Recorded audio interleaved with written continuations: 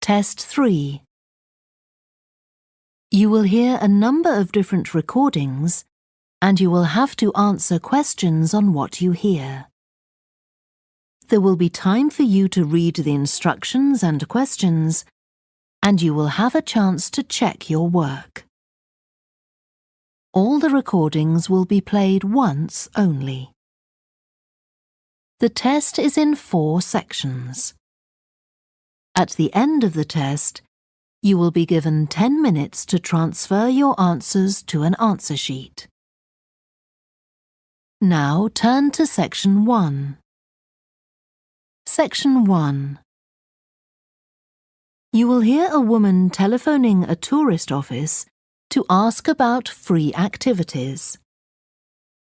First, you have some time to look at questions 1 to 6.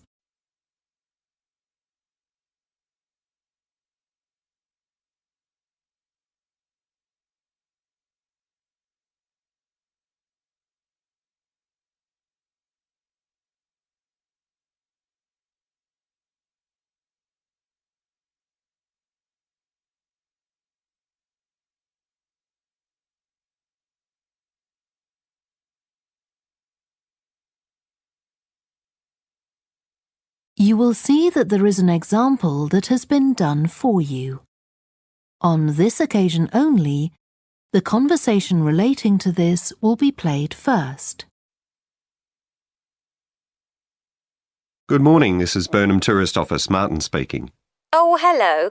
I saw a poster about free things to do in the area, and it said people should phone you for information. I'm coming to Burnham with my husband and 2 children for a few days on June the 27th, or possibly the 28th, and I'd like some ideas for things to do on the 29th. Yes, of course. The date that the woman wants information about is the 29th of June, so the letter C has been circled. Now we shall begin. You should answer the questions as you listen because you will not hear the recording a second time. Listen carefully and answer questions 1 to 6. Good morning, this is Burnham Tourist Office, Martin speaking. Oh, hello. I saw a poster about free things to do in the area, and it said people should phone you for information. I'm coming to Burnham with my husband and 2 children for a few days on June the 27th, or possibly the 28th, and I'd like some ideas for things to do on the 29th. Yes, of course. OK. Then let's start with a couple of events especially for children. The art gallery is holding an event called Family Welcome that day, when there are activities and trails to use throughout the gallery. That sounds interesting. What time does it start? The gallery opens at 10 and the Family Welcome event runs from 10:30 until 2 o'clock. The gallery stays open until 5, and several times during the day they're going to show a short film that the gallery has produced. It demonstrates how ceramics are made, and there'll be equipment and materials for children to have a go themselves. Last time they ran the event there was a film about painting, which went down very well with the children, and they're now working on one about sculpture.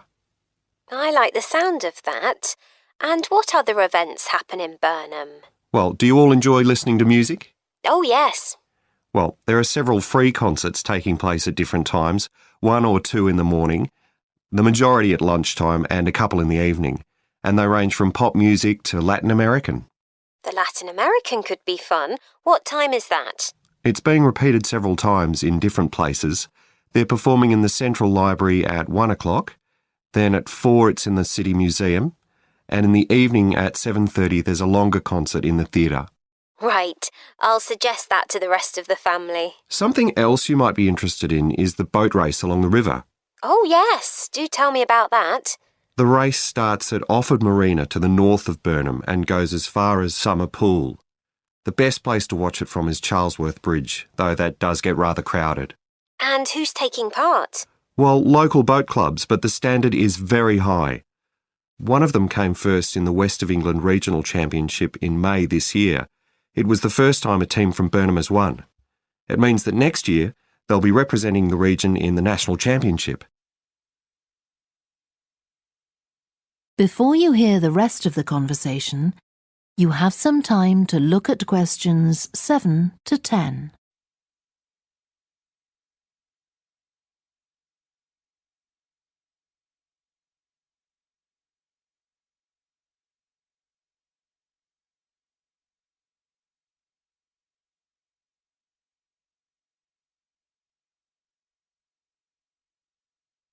Now listen and answer questions 7 to 10. Now, I've heard something about Paxton Nature Reserve. It's a good place for spotting unusual birds, isn't it? That's right, throughout the year. There is a lake there as well as a river, and they provide a very attractive habitat. So it's a good idea to bring binoculars if you have them. And just at the moment you can see various flowers that are pretty unusual. The soil at Paxton isn't very common. They're looking good right now. Right. My husband will be particularly interested in that. And there's going to be a talk and slideshow about mushrooms, and you'll be able to go out and pick some afterwards and study the different varieties. Uh-huh. And is it possible for children to swim in the river? Yes, part of it has been fenced off to make it safe for children to swim in. It's very shallow and there's a lifeguard on duty whenever it's open. The lake is too deep, so swimming isn't allowed there. OK, we must remember to bring their swimming things in case we go to Paxton. How long does it take to get there by car from Burnham? About 20 minutes, but parking is very limited, so it's usually much easier to go by bus, and it takes about the same time. Right. Well, I'll discuss the options with the rest of the family. Thanks very much for all your help. You're welcome. Goodbye. Bye.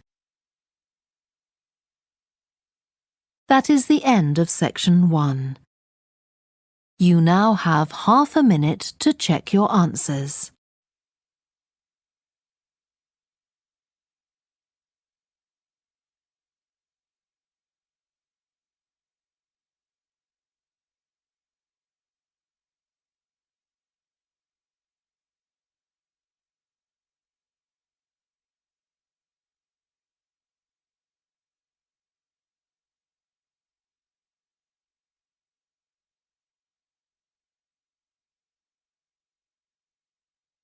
Now turn to section 2.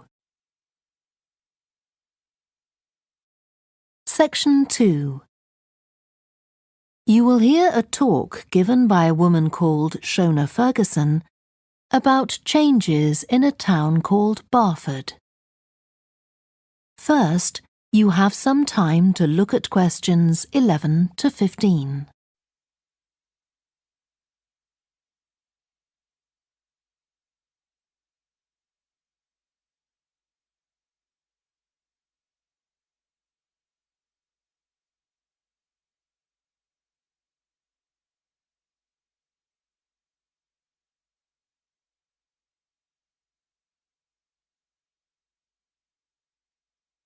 Now listen carefully and answer questions 11 to 15. First of all, let me thank you all for coming to this public meeting to discuss the future of our town. Our first speaker is Shona Ferguson from Barford Town Council. Shona. Thank you. First, I'll briefly give you some background information. Then I'll be asking you for your comments on developments in the town. Well, as you don't need me to tell you, Barford has changed a great deal in the last 50 years. These are some of the main changes. 50 years ago, buses linked virtually every part of the town and the neighbouring towns and villages. Most people used them frequently, but not now, because the bus companies concentrate on just the routes that attract most passengers. So parts of the town are no longer served by buses. Even replacing old, uncomfortable buses with smart new ones has had little impact on passenger numbers. It's sometimes said that bus fares are too high, but in relation to average incomes, fares are not much higher than they were 50 years ago. Changes in the road network are affecting the town. The centre was recently closed to traffic on a trial basis, making it much safer for pedestrians. The impact of this is being measured. The new cycle paths separating bikes from cars in most main roads are being used far more than was expected, reducing traffic and improving air quality. And although the council's attempts to have a bypass constructed have failed, we haven't given up hope of persuading the government to change its mind. Shopping in the town centre has changed over the years. Many of us can remember when the town was crowded with people going shopping. Numbers have been falling for several years, despite efforts to attract shoppers, for instance by opening new car parks. Some people combine shopping with visits to the town's restaurants and cafes. Most shops are small, independent stores, which is good, but many people prefer to use supermarkets and department stores in nearby large towns, as there are so few well-known chain stores here. Turning now to medical facilities. The town is served by family doctors in several medical practices, fewer than 50 years ago, but each catering for far more patients. Our hospital closed 15 years ago, which means journeys to other towns are unavoidable. On the other hand, there are more dentists than there used to be. Employment patterns have changed along with almost everything else. The number of schools and colleges has increased, making that the main employment sector. Services such as website design and accountancy have grown in importance, and surprisingly perhaps, manufacturing hasn't seen the decline that has affected it in other parts of the country. Before you hear the rest of the talk, you have some time to look at questions 16 to 20.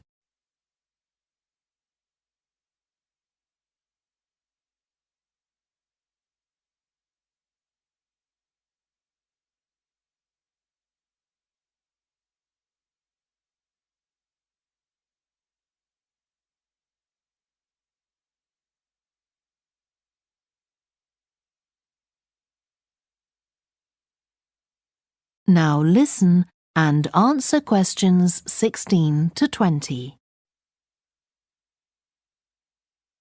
Now I'll very quickly outline current plans for some of the town's facilities, before asking for your comments. As you'll know if you regularly use the car park at the railway station, it's usually full. The railway company applied for permission to replace it with a multi-storey car park, but that was refused. Instead, the company has bought some adjoining land, and this will be used to increase the number of parking spaces. The Grand, the old cinema in the High Street, will close at the end of the year and reopen on a different site. You've probably seen the building under construction. The plan is to have 3 screens with fewer seats rather than just the one large auditorium in the old cinema. I expect many of you shop in the indoor market. It's become more and more shabby looking, and because of fears about safety, it was threatened with demolition. The good news is that it will close for 6 weeks to be made safe and redecorated, and the improved building will open in July. Lots of people use the library, including school and college students who go there to study. The council has managed to secure funding to keep the library open later into the evening, twice a week. We would like to enlarge the building in the not-too-distant future, but this is by no means definite. There's no limit on access to the nature reserve on the edge of town, and this will continue to be the case. What will change, though, is that the council will no longer be in charge of the area. Instead, it will become the responsibility of a national body that administers most nature reserves in the country. OK, now let me ask you if you have... That is the end of section 2. You now have half a minute to check your answers.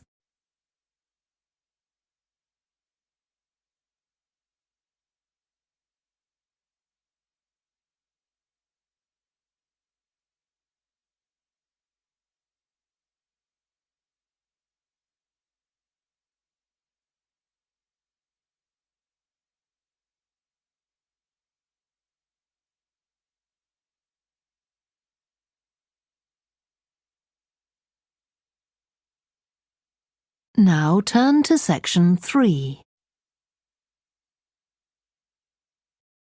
Section 3. You will hear two students called Helen and Jeremy, who are studying creative writing, discussing a project for their course which involves writing and illustrating stories for children. First, you have some time to look at questions 21 to 26.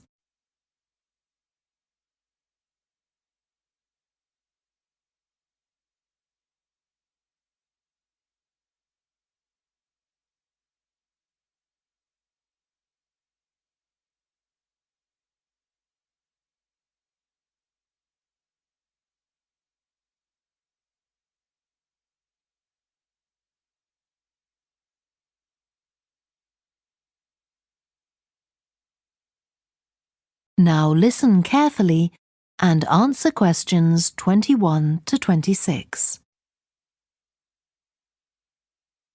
Hello, Helen. Sorry I'm late. Hi, Jeremy, no problem. Well, we'd better work out where we are on our project, I suppose. Yeah, I've looked at the drawings you've done for my story, The Forest, and I think they're brilliant. They really create the atmosphere I had in mind when I was writing it. Oh, I'm glad you like them. There are just a few suggestions I'd like to make. Go ahead. Now, I'm not sure about the drawing of the cave. It's got trees all around it, which is great, but the drawing's a bit too static, isn't it? I think it needs some action. Yes, there's nothing happening. Perhaps I should add the boy, Malcolm, isn't it? He would be walking up to it. Yes, let's have Malcolm in the drawing. And what about putting in a tiger? The one that he makes friends with a bit later. Maybe it could be sitting under a tree, washing itself. And the tiger stops in the middle of what it's doing when it sees Malcolm walking past. That's a good idea. OK, I'll have a go at that. Then there's the drawing of the crowd of men and women dancing. They're just outside the forest, and there's a lot going on. That's right. You wanted them to be watching a carnival procession, but I thought it would be too crowded. Do you think it works like this? Yes, I like what you've done. The only thing is, could you add Malcolm to it without changing what's already there? What about having him sitting on the tree trunk on the right of the picture? Yes, that would be fine.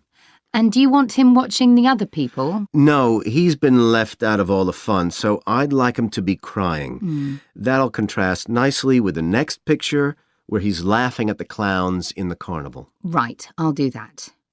And then the drawing of the people ice skating in the forest. I wasn't too happy with that one. Because they're supposed to be skating on grass, aren't they? That's right, and it's frozen over. At the moment, it doesn't look quite right. I see what you mean. I'll have another go at that. And I like the wool hats they're wearing. Maybe you could give each of them a scarf as well? Yeah, that's easy enough. They can be streaming out behind the people to suggest they're skating really fast. Great. Well, that's all on the drawings. Right. So you've finished writing your story and I just need to finish illustrating it, and my story and your drawings are done. Before you hear the rest of the discussion, you have some time to look at questions 27 to 30.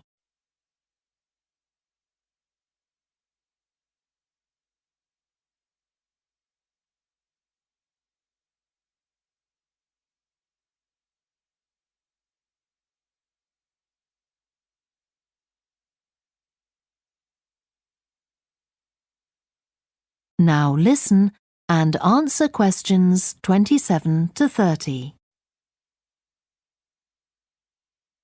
So the next thing is to decide what exactly we need to write about in the report that goes with the stories and how we're going to divide the work. Right, Helen. What do you think about including a section on how we planned the project as a whole, Jeremy? That's probably quite important. Yeah, well, you've had most of the good ideas so far. How do you feel about drafting something? Then we can go through it together and discuss it. OK, that seems reasonable.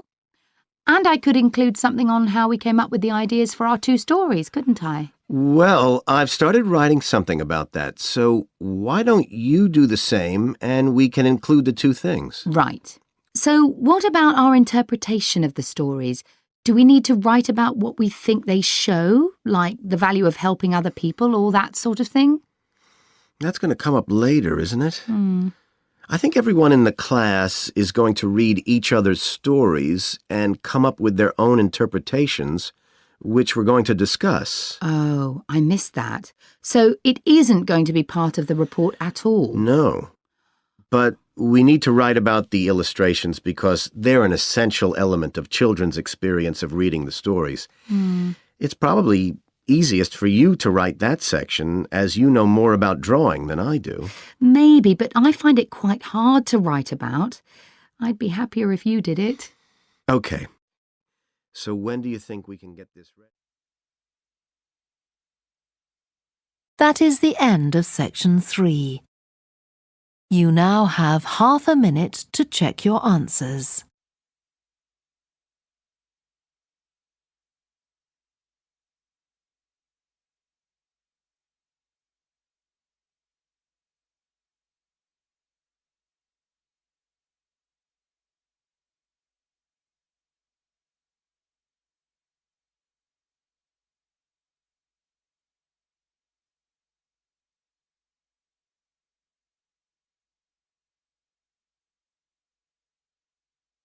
Now turn to section 4.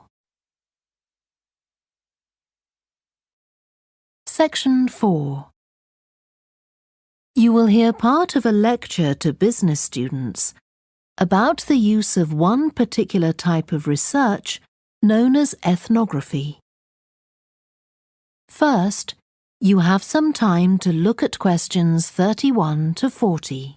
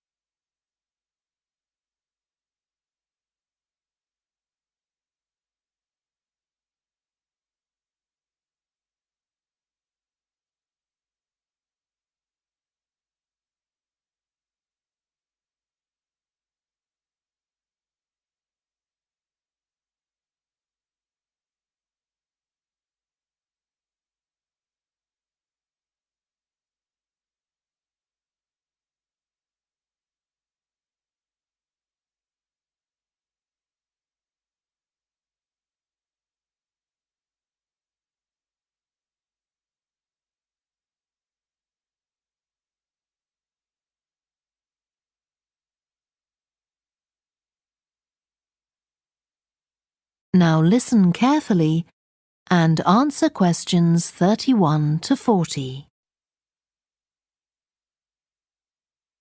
So, what I'm going to talk about to you today is something called ethnography. This is a type of research aimed at exploring the way human cultures work. It was first developed for use in anthropology, and it's also been used in sociology and communication studies. So, what's it got to do with business, you may ask? Well, businesses are finding that ethnography can offer them deeper insight into the possible needs of customers, either present or future, as well as providing valuable information about their attitudes towards existing products. And ethnography can also help companies to design new products or services that customers really want. Let's look at some examples of how ethnographic research works in business. One team of researchers did a project for a company manufacturing kitchen equipment. They watched how cooks used measuring cups to measure out things like sugar and flour. They saw that the cooks had to check and recheck the contents because although the measuring cups had numbers inside them, the cooks couldn't see these easily. So a new design of cup was developed to overcome this problem, and it was a top seller. Another team of ethnographic researchers looked at how cell phones were used in Uganda, in Africa. They found that people who didn't have their own phones could pay to use the phones of local entrepreneurs.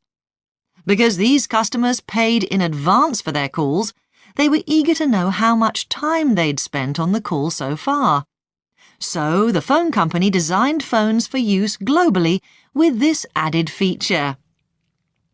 Ethnographic research has also been carried out in computer companies. In one company, IT systems administrators were observed for several weeks. It was found that a large amount of their work involved communicating with colleagues in order to solve problems, but that they didn't have a standard way of exchanging information from spreadsheets and so on. So, the team came up with an idea for software that would help them to do this. In another piece of research, a team observed and talked to nurses working in hospitals.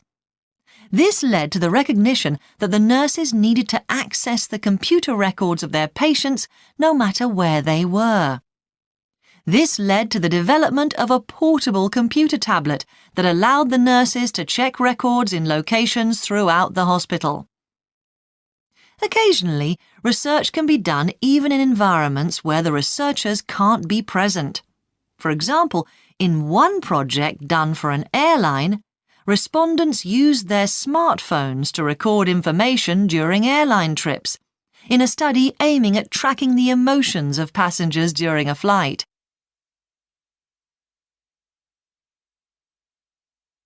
So, what makes studies like these different from ordinary research?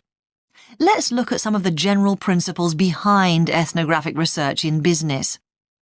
First of all, the researcher has to be completely open-minded. He or she hasn't thought up a hypothesis to be tested, as is the case in other types of research.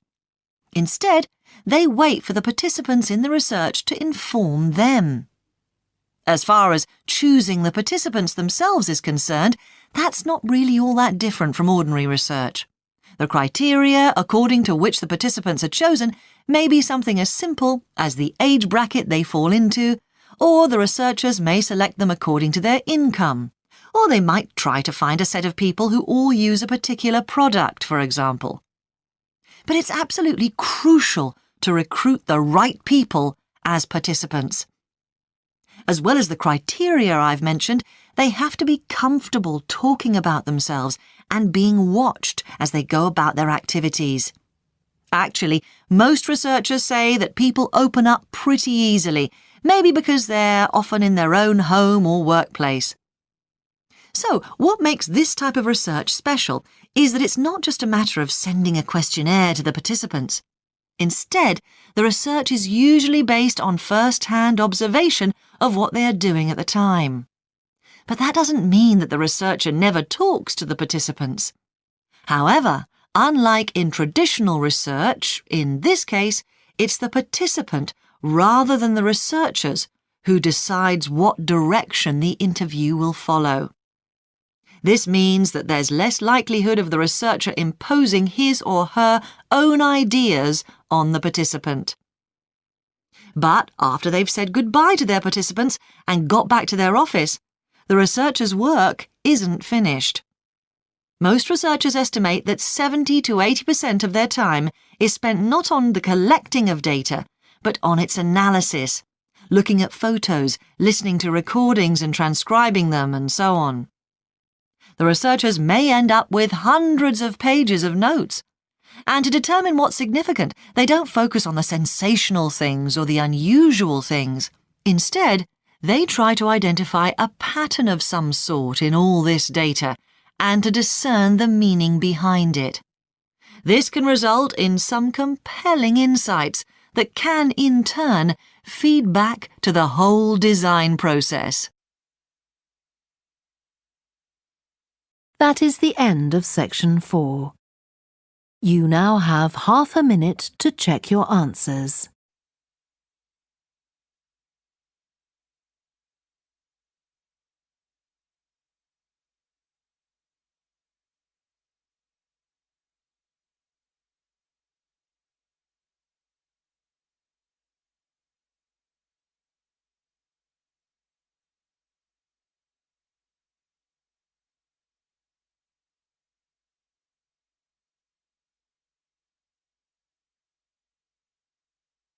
That is the end of the listening test. You now have 10 minutes to transfer your answers to the answer sheet. Please stop writing and wait for your question booklet to be collected.